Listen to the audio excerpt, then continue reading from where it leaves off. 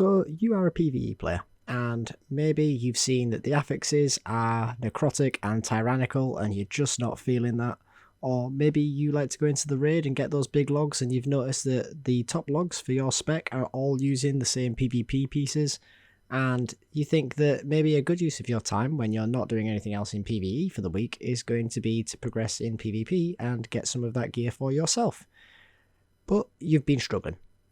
Well, I'm hoping that in today's video I'm going to be able to give you a few tips from a PvE main's perspective on how I was able to easily achieve 1800 in a very short period of time, which I know a lot of people, my peers and myself included to an extent, have struggled with, and I thought I'd share some of the simple tips that may help get you a little bit further, a little bit faster. So let's dive into it.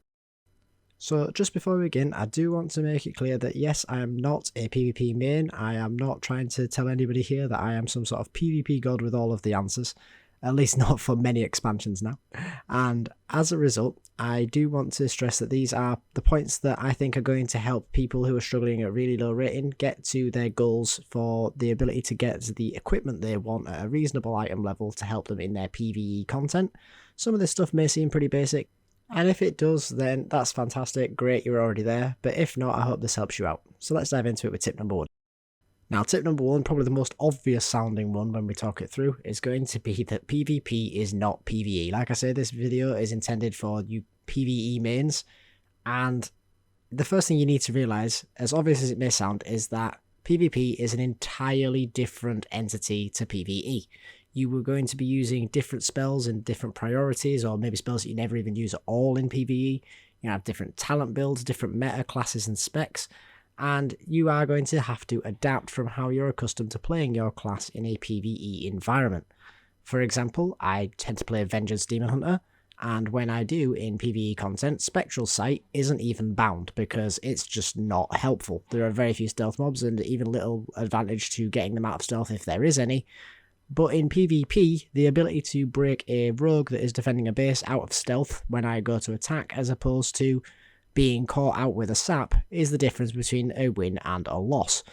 Similarly, there are going to be classes that are strong with a certain spec when they are in PvE. I'm given to understand a lot of people are playing Destro Warlock right now, whereas Affliction is the only real viable spec in PvP. Now, this is obviously on a class-by-class basis, and I am not an expert on every class, so you will want to do your own research for yourself to discover what things that you need to know with regards to playing your class. But as a general rule of thumb, you will go to need to develop your capacity to use your utility aspects of your kit considerably more in PvP than you ever would in even the highest level of PvE. Number 2. When it comes to what content you're going to want to do your rating upgrades in, I highly recommend that you pick Rbgs. Not only are Rbgs going to be the fastest way of gaining rating, because your rating will increase with each win at a considerably higher rate for a lot longer in Rbgs than it would in arenas, but also PvE players tend to be more well suited, particularly raiders, to Rbgs as opposed to what they would be in arena. In Arena, it's incredibly mechanically focused with a high pressure on knowing your positionings, the capacities of your class, the way that you match up against other classes, as well as being mechanically capable of pulling off the appropriate combinations of situations to be able to win a victory. In Rbgs, there's a lot less pressure on your mechanical performance, with a much higher pressure on the capacity to execute a correct tactic and play to objectives. This is something that is much more well suited for PvE players, and it also has a much lower learning curve than the incredibly difficult to get into high barrier for entry arena meta that we usually find ourselves in.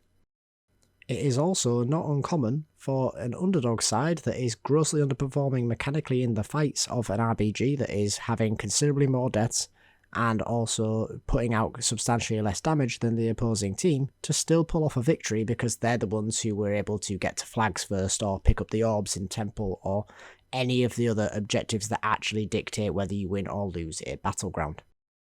Next up, we have a really simple one, and one that probably a lot of you are very used to using for both PvE content as well. However, it is incredibly vital in PvP that you use communications. I mean voice comms, not typing everything out, because there is going to be far too much happening in far too short of a space of time to communicate any other way than verbally. There are so many times when something needs to be dictated by a shot caller or a leader in a battleground, such as we are losing at blacksmith, we need to bail out and go and press lumber mill instead. If you're not using voice comms and he's trying to type that out, chances are he's dead while he's typing, and you guys won't notice in the bottom corner of your screen anyway, and it's all going to go wrong. Now, this is easily overcome by using voice comms and having designated target callers and shot callers who know what they're doing and have everyone else listen. The one thing that is a much bigger concern, however, is that unlike PvE, whereby you can often have a lot of people talking about how their day was and things like that and being very social because the mechanics of the fight in your farm raid haven't changed since the last week when you all knew what you were doing. In PvP, everything is highly flexible. You're not going to have battlegrounds be exactly the same every time. While they are going to have similarities, there's always going to be little quirks that need to be communicated clearly and quickly, and as a result you are going to want to make sure that your voice comms are highly accurate and very much to the point that they are trying to get across. Now, next one we have a biggie, and it's one that PvE players always fall into the same trap of, and that is that you do not need to quote-unquote fight to win a battleground. Now, of course, fighting is a crucial part of the PvP experience, but the objectives are what matters. Killing your opponent is not always the most helpful thing. In fact, sometimes it can actually be a detriment. If you're going to kill somebody and they're going to respawn at a location that you currently have a stealth group trying to take that objective, you've actually helped them get back there quicker. So the most important thing is to be focused on the objectives. If you have a certain setup in your group that requires that you are going for the tactic of fighting, obviously that's a different matter, because by engaging in the fights and being successful, you are in essence doing the objectives. However, more often than not, you'll find yourself in a situation where you are assigned a task and you need to accomplish that task first and foremost, rather than necessarily getting kills. As a Vengeance Demon Hunter, I'm often assigned to base defense. While that's not always ideal, and it is very boring, it is a job that needs to be done and you need to be vigilant doing it, and it's what's going to ultimately get you a lot of wins. Whereas if you were to just go wander off 50 feet and go and try and kill somebody, someone's going to come and take your flag. Similarly, at the start of an Arathi Basin, I'm often sent to Blacksmith with a healer, where my entire job is just to stop people capping the flag. We have no intention whatsoever of ever killing anybody. All we need to do is stay alive and hit them so that they can't click on something, and that is going to buy minutes of time for your team. It doesn't matter if we kill someone. If we do, great, we can get the base, but realistically, we're never really aiming to, we're just trying to stop people from capping.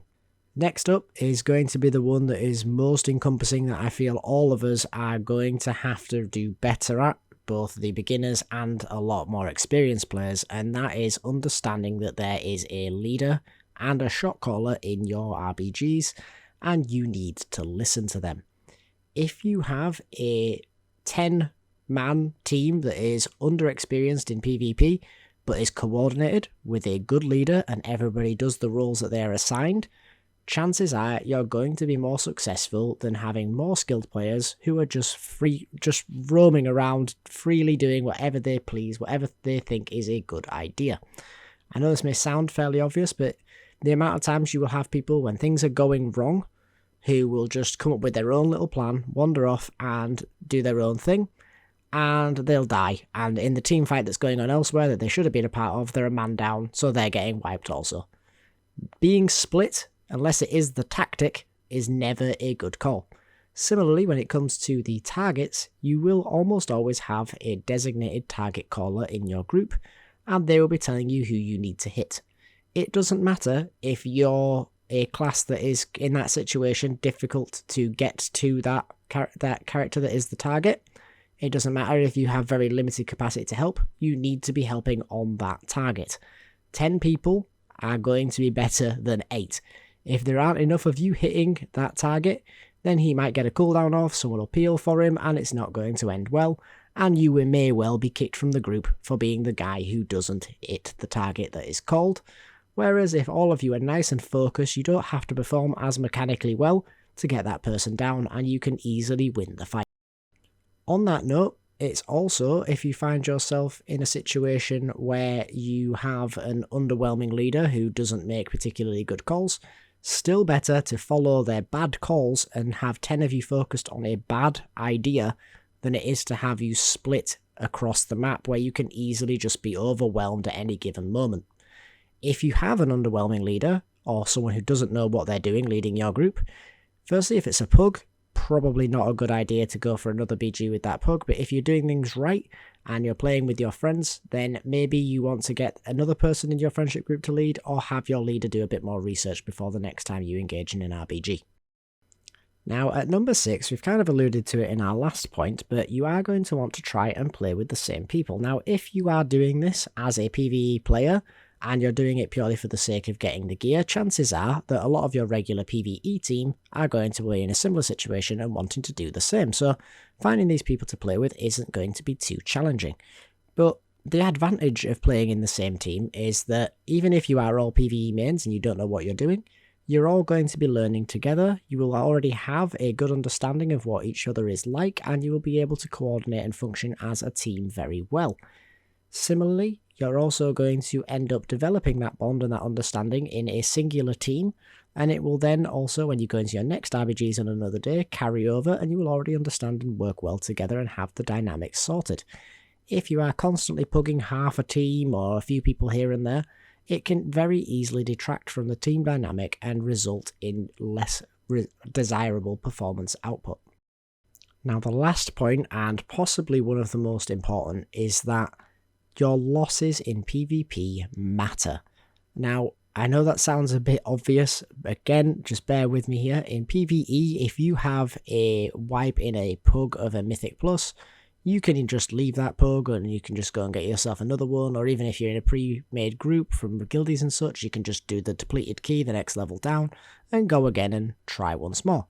Similarly, if you play mostly in a raid environment, you can just wipe 17 times on Heroic Sire and just go again at it the next week, and there's no real detriment. In PvP, then, if you were to lose a game, not only is there the very obvious fact that you can lose rating and get further away from your goal, actually making it considerably harder, but also it's a detriment in how much you're going to progress when you get a victory. The way that this rating system works in WoW is that you are essentially rewarded more for consecutive wins than you are for getting one win, then one defeat, and so on and so forth. The more wins that you can string back to back, the higher you're going to push your MMR, the more difficult opponent you will receive, and then if you beat that more difficult opponent, the difference between the MMR and your current CR will dictate how much rating you get.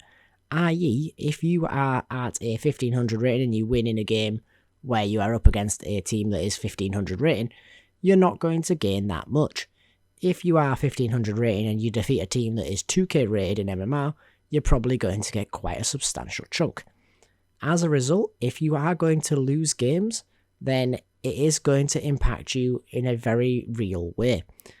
I know this is more of something to understand as opposed to something that you can overcome, but the realistic facts are that the best way to overcome having as many losses as you may have otherwise is simply to minimize your risk by doing everything that you can do from the previous tips that we've given you, such as playing with the same regular group and avoiding pugs that look a bit iffy.